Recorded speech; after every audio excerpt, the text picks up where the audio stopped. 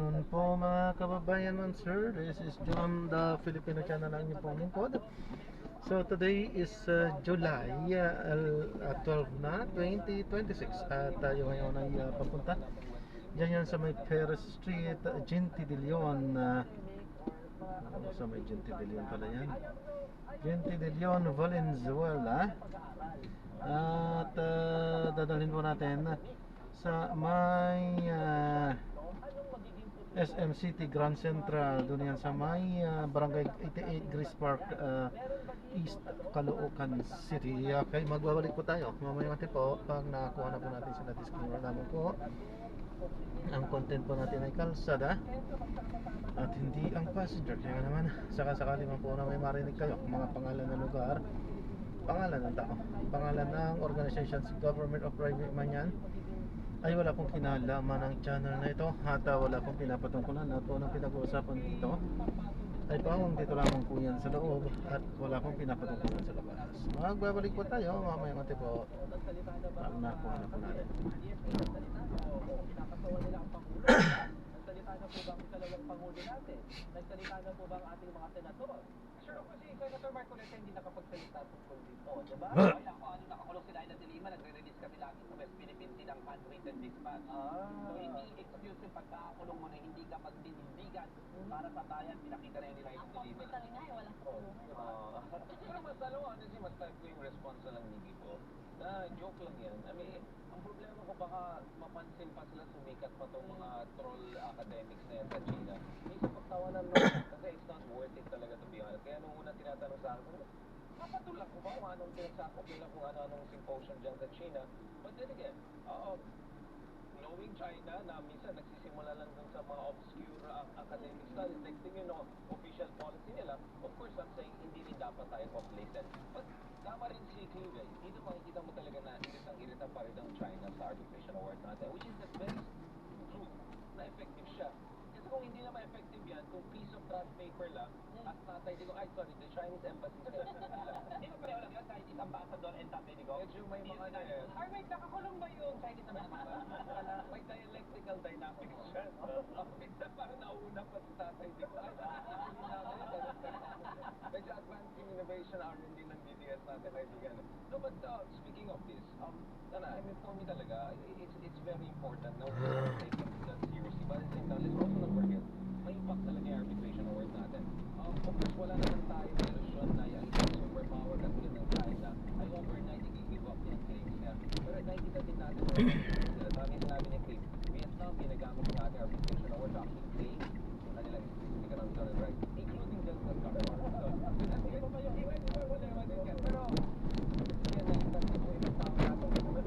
natin yung Malaysia, ginamit yan in 2019 as part of the extended continental shelf of the United Nations challenge.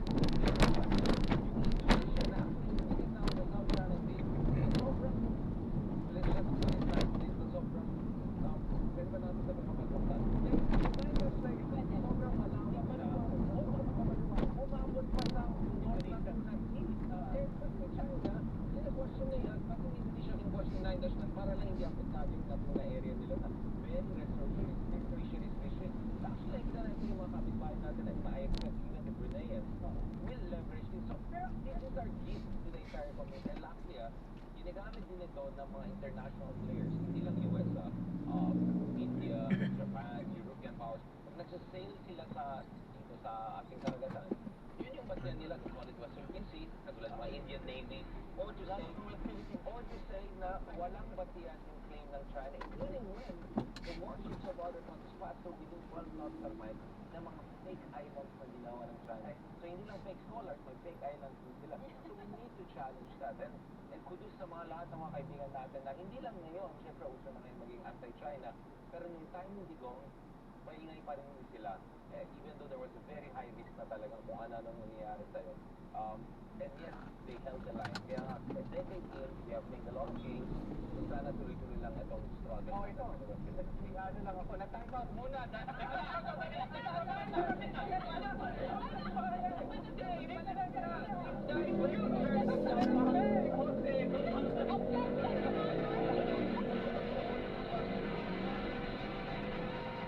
Lamig! Teka, yakapin kita. Sarap ng conditioner. Han, will you ever best place win the world? Siyempre, right here.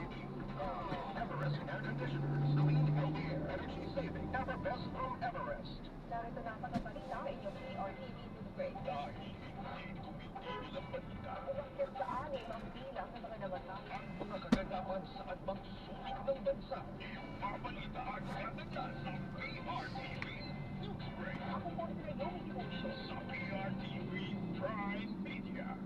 Pina-exciting at pinalakas ang programang ating sinubaybayan. Paano natin mas mahihingi ng mag-ingat at pangangalaga sa ating buong kalusugan. Pag-usapan natin, paano tayo magiging healthy? Paano natin pangangalagaan ang kalusugan? Dali, makinig sa The Secret of Health. Alas 4 ng umaga, tuwing linggo, sa DZMM Radio Patrol sa Istrenta at DZMM Teleradyo. Mapapanood din sa PRTV Prime Media, alas 6 ng umaga. Sa dami ng nangyayari sa bansa, pagkaanin natin ang diskusyon dyan. Nagpaganda na ang lahat. Ano ba ang opinion mo? Pag-usapan natin yan. Natin, anong kanilang kalooban dyan? Tama sila Sago Otona. Ikaw naman, bakit makapagal kung anong tingin mo?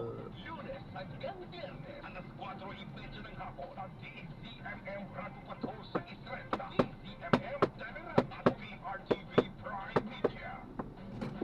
Pagdating sa panonood, may ka-vibes ang bawat Pilipino. PRTV Prime Media. Channel 31 sa Mega Manila, Davao, Zamboanga at sa mga channels na ito sa Baguio, Iloilo, Naga, Legazpi, Batangas, Cagayan de Oro at General Santos pati na rin sa YouTube. Yan ang PRTV Prime Media. Goodbye!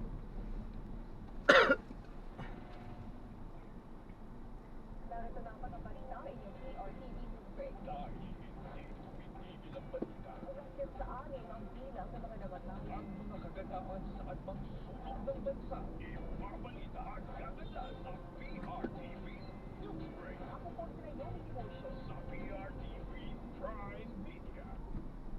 Ang programa ito ay hatid sa inyo ng Flemex for Kids. Mommies, agapan na galong at lemang nakatara. Pagbatang lagundi, Flemex!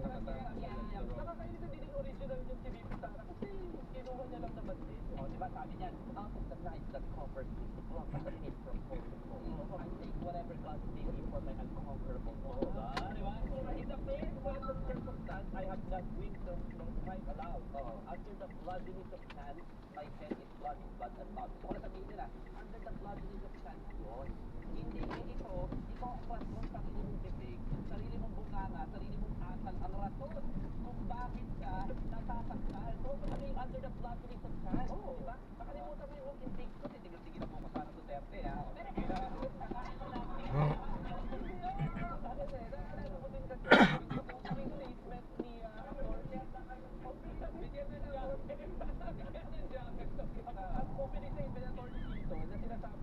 na inalal ng 32 million na kababayan natin si Sara, no?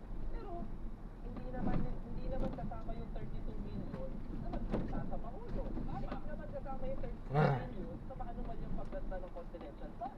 Hindi naman kasama yung 32 million na nakinabang sa pag-panuhol sa Department of Education.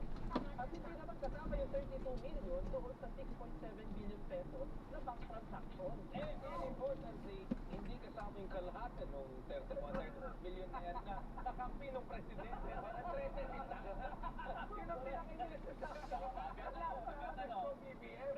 Siyempre, hindi yung kasama sa akin kasi dinedemonstrate mo yung isa. Yun naman yung mga henyo natin. Ano din yun eh, kaya nga, din eh. Ang binigay dito ay 32 million reasons para sabihin na